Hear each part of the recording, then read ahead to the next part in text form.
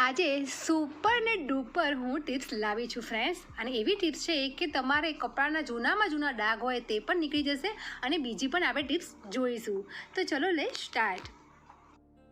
તો અહીં સૌપ્રથમ આપણે 1.5થી 1 ચમચી જેટલું ફ્લેક્સ સીડ્સ પલાળીશું, એટલે કે આપણે ગુજરાતીમાં કહીએ છીએ અળસીના બીજ. તો આને તેને અડધો કલાક અથવા તો 15થી 20 મિનિટ જેટલું આપણે ગરમ પાણીમાં પલાળવાનું છે. તો આ એક બેસ્ટ દવા છે અને આની શું આપણે ઉપયોગ કરીશું તે આપણે અડધો કલાક પછી જોઈશું. ત્યાં સુધી પલળી રહેશે. તો ત્યાં સુધી બીજી ટિપ્સ છે કે ઘરમાં આપણે વુડનના દરવાજા હોય છે અથવા તો કબાટ હોય છે, ફર્નિચર હોય છે, તો તેનું લોંગ ટાઈમે તેની શાઇનિંગ અને પોલિશ જતી રહેતી હોય છે. તો હવે તેને પોલિશ કરવા માટે અહીં મેં કોપરેટ તેલ લીધું છે. આમ તો તમે સરસિયાનું તેલ લેશો તો વધારે તમારે વર્ક કરશે, પરંતુ કોઈ પણ તેલ તમે આમાં લઈ શકો છો.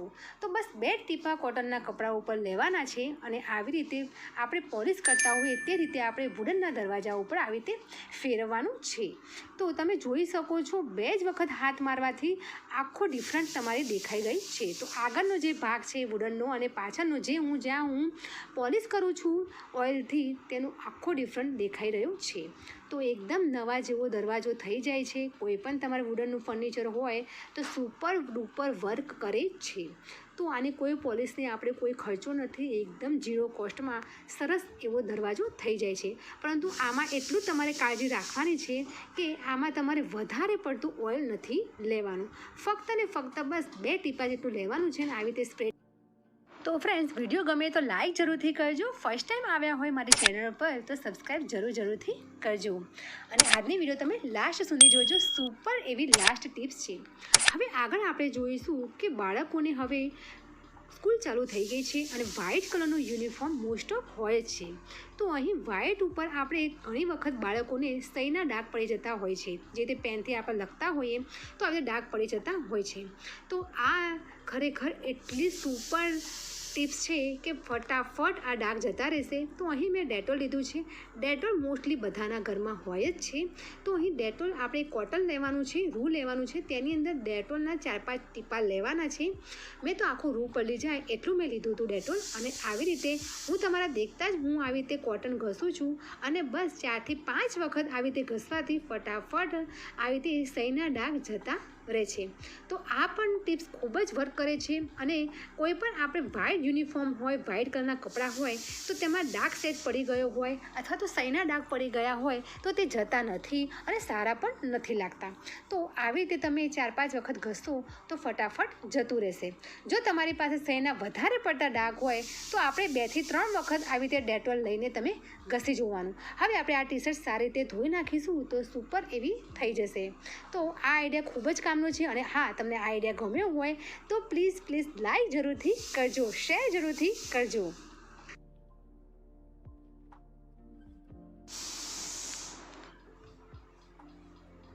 તો આગળની ટિપ્સ જોઈશું. આ ટિપ્સ છે કે આપણે મોસ્ટલી આવી રીતે ચંપલ આવી રીતે બ્લેક કલર લેતા હોય છે અથવા તો યુનિફોર્મના શૂઝ પણ બ્લેક કલરના હોય છે.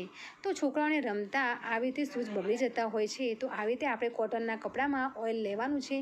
બસ થોડાક જ 2 ટીપા લેવાના છે અને 2 ટીપાની એટલા કપડાની મદદથી તમે આખું 2 બૂટ પણ તમે પોલિશ કરી શકશો.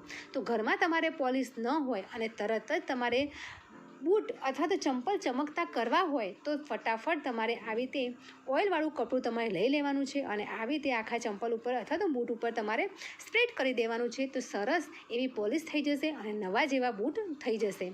તો હું તમને મારા ચંપલ દ્વારા તમને કહું છું કે યુનિફોર્મના શૂઝ બ્લેક કલરના મોસ્ટલી હોય છે અને બાળકોને રોજ 2-2 દિવસે બગડી જતા હોય છે અને પોલિશ ઘરમાં નથી હોતી. તો આ ખરેખર નાનું બાળક પણ ખરેખર તૈયાર થઈને પણ જાતે પણ પોલિશ કરી શકશે.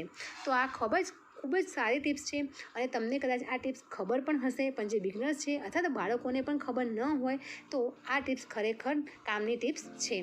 તો આ ટિપ્સ ગમી હોય તો લાઈક જરૂરથી કરજો ફ્રેન્ડ્સ, અને હા, ફેમિલી ફ્રેન્ડ્સને જરૂરથી શેર કરજો.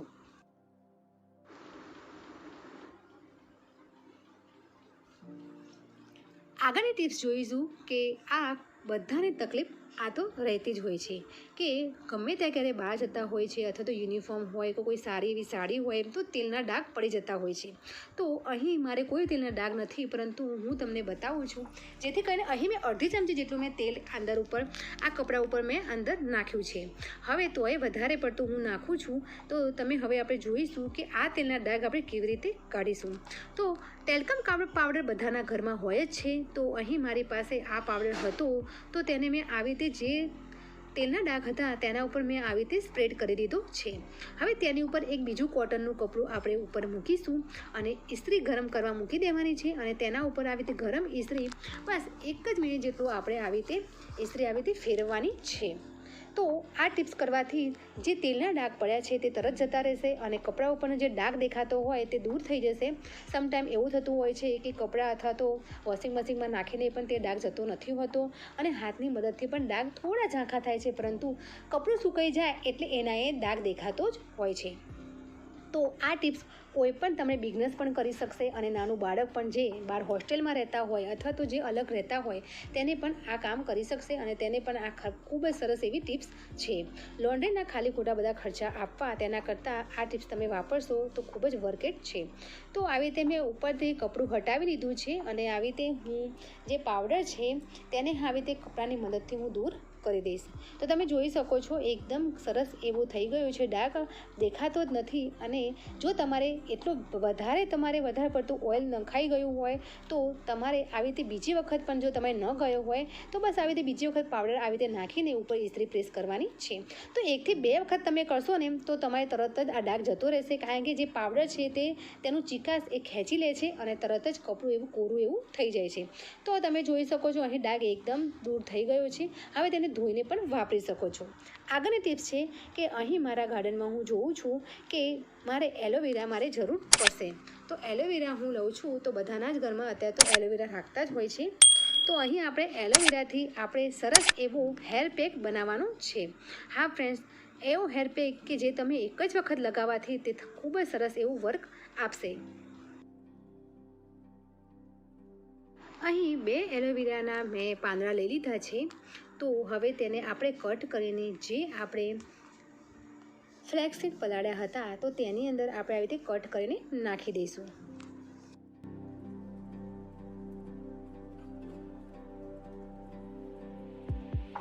તો અહીં એલોવેરા તો તમને બધાને ખબર જ છે કે આપણા સ્કિન માટે અને હેર માટે ખૂબ જ સારું છે અને હેર માટે તો શાઇનિંગ આપે છે, ખરતા વાળ ઉતરતા હોય તો તેને પણ દૂર કરે છે. તો અહીં મેં 2 એલોવેરા લીધા છે અને હા, જે અળસી પણ એવું સારો એવી હેર પેક બનાવે છે. તો અહીં આપણે એક હેર પેક બનાવવાનો છે જેથી કરીને એકદમ શાઇનિંગવાળા આપણે હેર થઈ જાય. તો અહીં મેં કટ કરી લીધા છે. હવે તેને આપણે ગેસ ઓન કરીશું અને ગેસ ઉપર સારું એવું ઉકળવા દઈશું. તો આ 2 થી 3 જ મિનિટમાં આપણે ઉકાળીશું તો સરસ એવી જેલ ટાઈપનું થઈ જશે.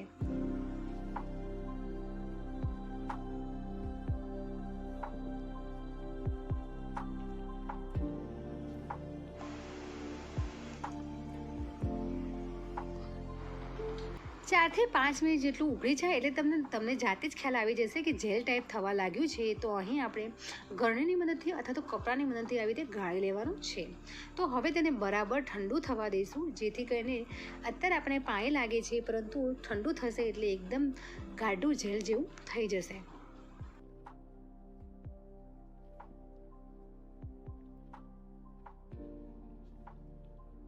તો અહીં તમે જોઈ શકો છો સરસ એવી જેલ જેવું થઈ ગયું છે. હું તમને ચમચાની મદદથી બતાવું છું તો એકદમ ગાઢું થઈ ગયું છે.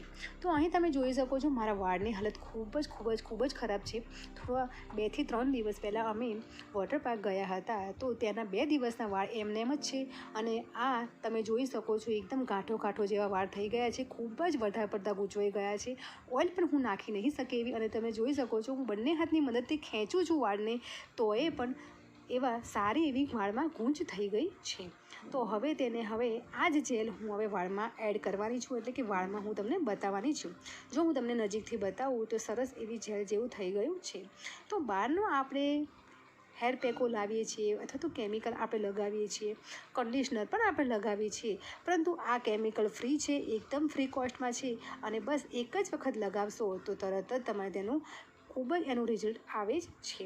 તો અહીં હું ગમે ત્યારે હું બહાર જાઉં છું અથવા તો વધારે પડતા હું વાળ કોરા રાખું છું તો હું આવી રીતે બસ હેર પેક બનાવી દઉં છું અને હેર પેક બનાવીને આવી રીતે લગાવું છું તો સરસ એવા મારા વાળ એકદમ સ્મૂથ શાઇનિંગવાળા એકદમ સિલ્કી થઈ જ જાય છે.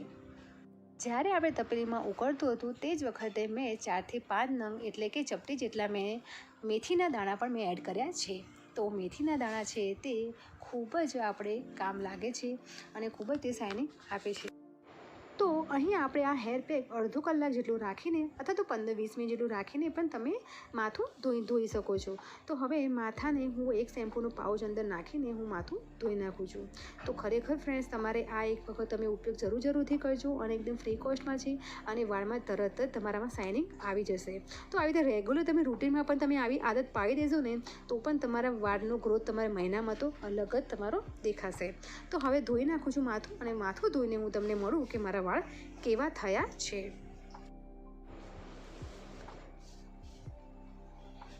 તો અહીં તમે જોઈ શકો છો કે મારા વાળ એકદમ પરફેક્ટ થઈ ગયા છે, શાઇનિંગ આવી રહી છે અને એકદમ છૂટા ખુલ્લા થઈ ગયા છે. તો પહેલાં મારા વાળ કેવા હતા અને અત્યારના વાળ ખૂબ જ ડિફરન્ટ પડી ગયો છે. તો એક જ વખત મેં આવી રીતે હેર પેક લગાવવાથી આટલું રિઝલ્ટ મળી ગયું છે. તો રોજનું તો તમે જરૂરથી આનો ટ્રાય કરજો. અને ફ્રેન્ડ્સ, આજની મારી ટિપ્સ તમને કેવી લાગી તે મને કમેન્ટ કરીને જરૂરથી કહેજો અને હા, ફેમિલી ફ્રેન્ડને જરૂરથી શેર કરજો. હવે એક નવા આઈડિયા સાથે મળીશું. બાય બાય, જય ભારત.